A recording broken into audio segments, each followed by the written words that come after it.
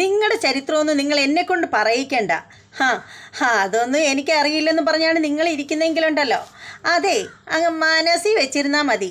ഞാനും എൻ്റെ അനിയത്തിയും കുറുക്കു വഴിയിലൂടെ ആയിരിക്കും ഈ കുടുംബത്തിലേക്ക് കയറി വന്നത്. അപ്പോൾ നിങ്ങളോ? നിങ്ങളുടെ കഴിഞ്ഞ കാലമൊക്കെ പലരും പറഞ്ഞ് ഞാനും അറിഞ്ഞിട്ടുണ്ട്. അതുകൊണ്ടേ കൂടുതലൊന്നും പറയണ്ട, വേഗം പോയി എനിക്ക് കിടക്ക വിരിക്ക്.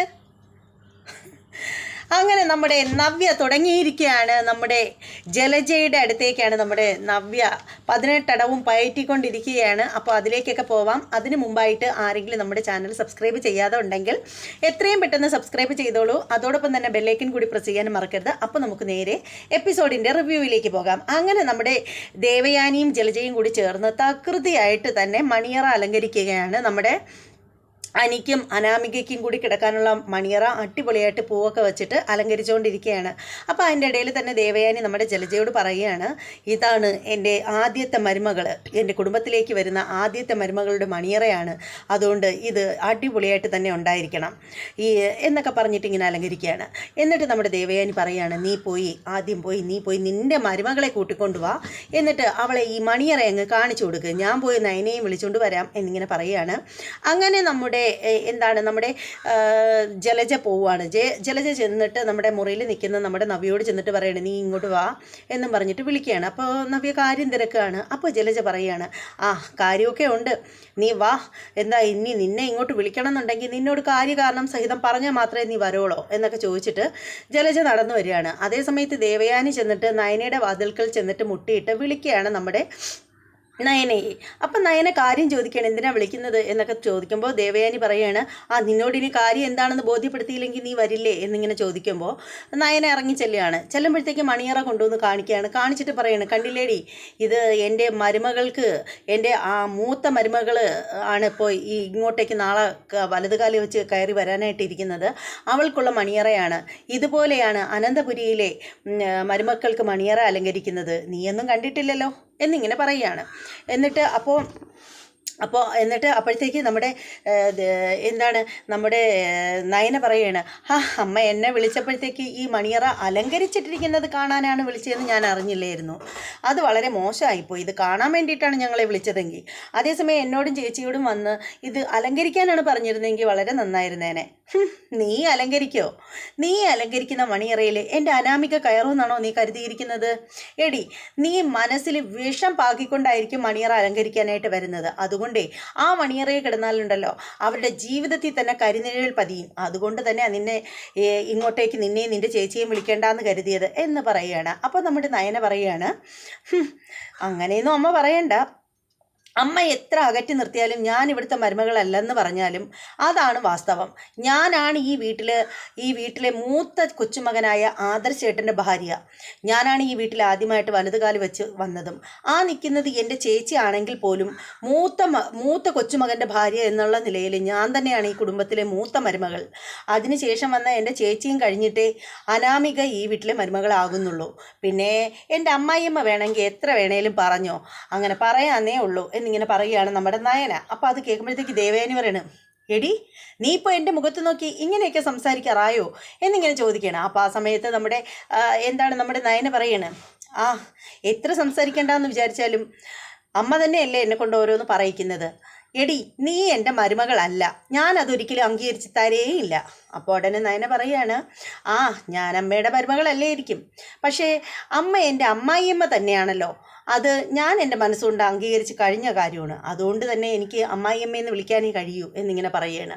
അപ്പോൾ ആ സമയത്ത് നമ്മുടെ ജലജ പറയണം, ഇവളുമാരുണ്ടല്ലോ, നമ്മളാരും വിചാരിക്കുന്ന കണക്കൊന്നും അല്ല ഏട്ടത്തി, നമ്മുടെ അനാമികയുടെ മുറിയിൽ ഇവളുമാരെയൊക്കെ കയറ്റിയാലുണ്ടല്ലോ ഈ മുറിയിൽ മെത്തയ്ക്കകത്ത് മുട്ടുച്ചില്ല് പാകാൻ ഇവളൊന്നും മടിക്കില്ല എന്ന് പറയുകയാണ്.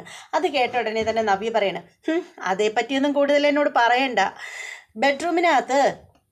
ബെഡിനകത്തൊക്കെ മൊട്ടുപിന്നൊക്കെ പാകുന്നത് ആരാണെന്നേ ഞങ്ങൾക്ക് നന്നായിട്ട് അറിയാം, അത് എന്നെക്കൊണ്ട് പറയിക്കണോ എന്നിങ്ങനെ ചോദിക്കുകയാണ്. ഉടനെ തന്നെ നമ്മുടെ ജലജ സൈലൻ്റ് ആവുകയാണ്.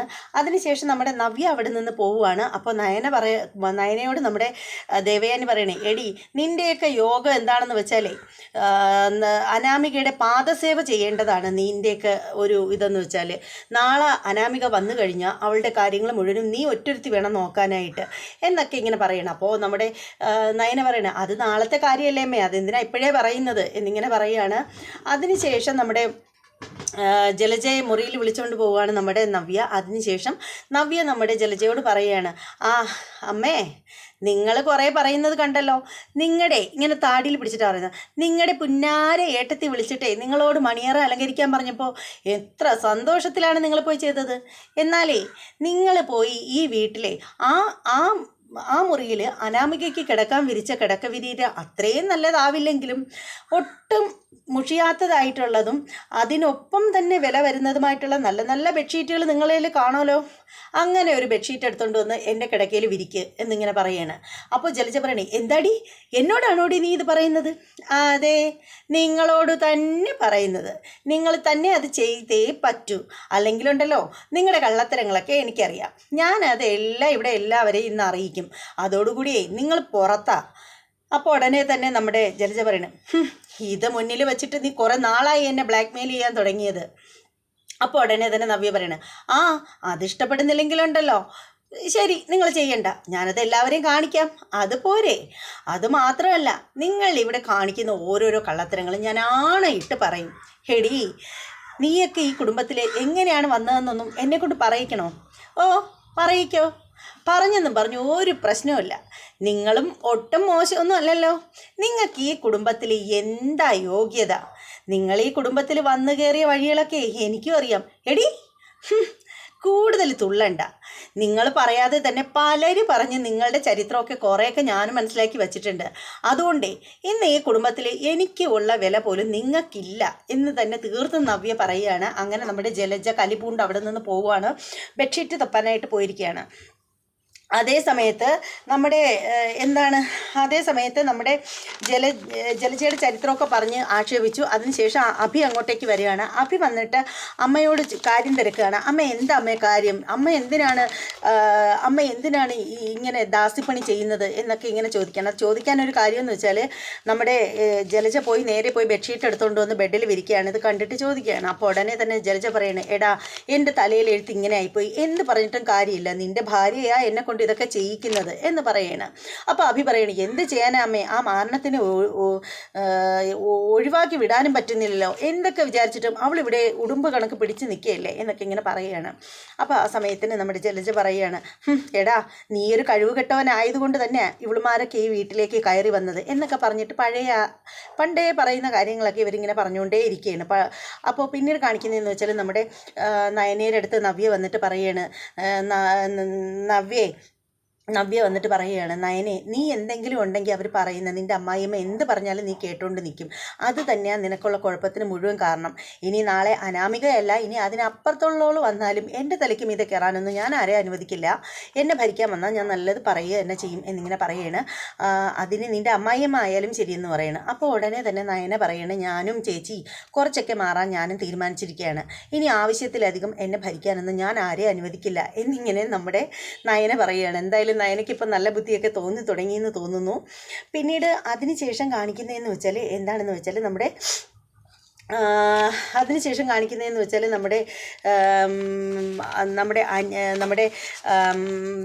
നയനയും നവ്യയും കൂടെയാണ്. കുറേ ദിവസമായിട്ട് ഈ എപ്പിസോഡൊന്നും കാണാത്തത് കൊണ്ട് ശരിക്കും ഇടയ്ക്കൊക്കെ വിട്ടു പോകുന്നുണ്ട് കേട്ടോ. അതുകൊണ്ടാണ്ടേ നോട്ട് ചെയ്ത് വെച്ചിട്ടാണ് പറയുന്നത്.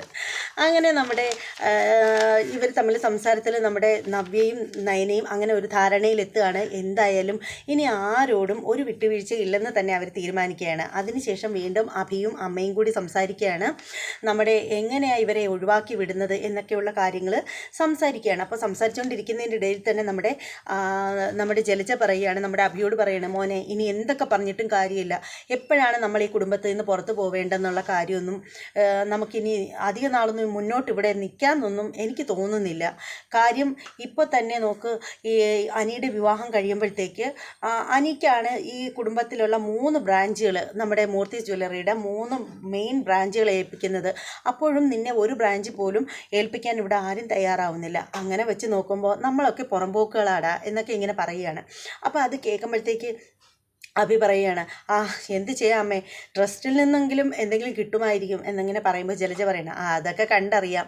ദേ നാളെ ആ അനാമികയെന്ന് പറയുന്നോള് വന്നു കഴിഞ്ഞാലുണ്ടല്ലോ, നമ്മളുടെ ഇപ്പോഴുള്ള ഈ ഒരു സ്ഥാനം പോലും നമുക്ക് ഇവിടെ ഉണ്ടാവില്ല. കാരണം അവൾ ആളിത്തിരി മോശക്കാരിയാണെന്നാണ് എനിക്ക് തോന്നുന്നത് എന്നൊക്കെ ഇങ്ങനെ പറയണം. അപ്പോൾ അഭി പറയുകയാണ്, എങ്ങനെയെങ്കിലും ആ മുത്തശ്ശനും മുത്തശ്ശിയും ഒന്ന് മരിച്ചു പോയാൽ മതിയായിരുന്നു.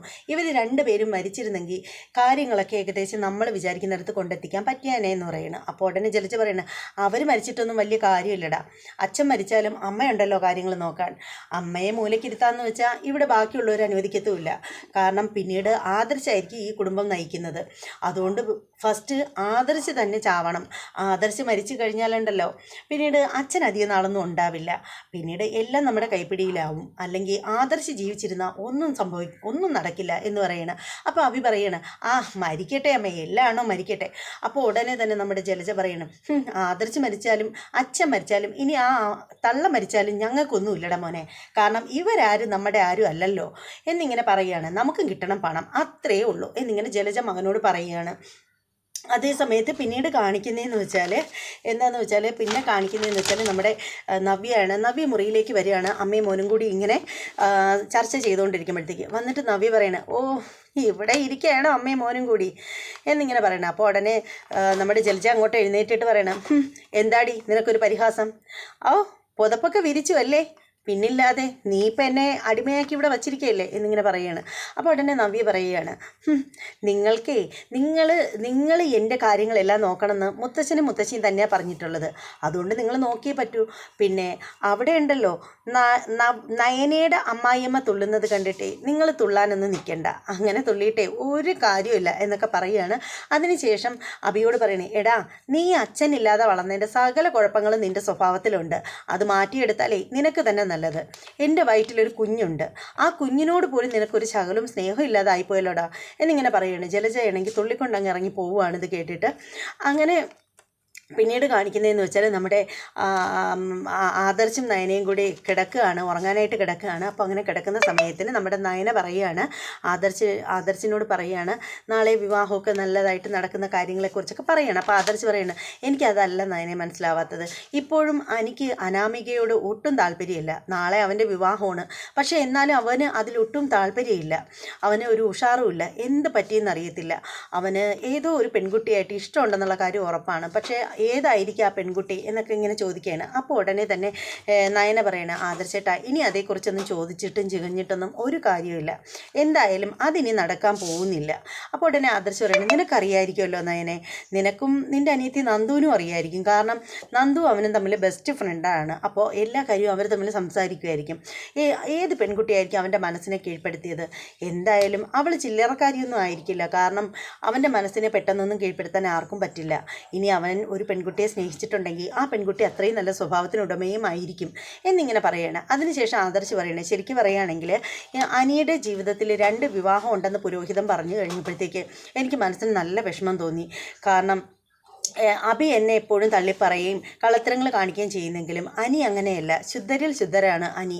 അപ്പോൾ അങ്ങനെയുള്ള അനിയുടെ ജീവിതത്തിൽ എന്തെങ്കിലും ഒരു പ്രശ്നം ഉണ്ടാവുകയാണെങ്കിൽ അത് സത്യം പറയുകയാണെങ്കിൽ എനിക്ക് നല്ല വിഷമമായി. എനിക്ക് മാത്രമല്ല ഈ കുടുംബത്തിലുള്ള എല്ലാവർക്കും നല്ല വിഷമമാവും. മുത്തശ്ശനാണെങ്കിൽ അത് സഹിക്കാനും പറ്റത്തില്ല. പിന്നെ അനാമികയെക്കുറിച്ച് നിനക്ക് എന്താ അഭിപ്രായം?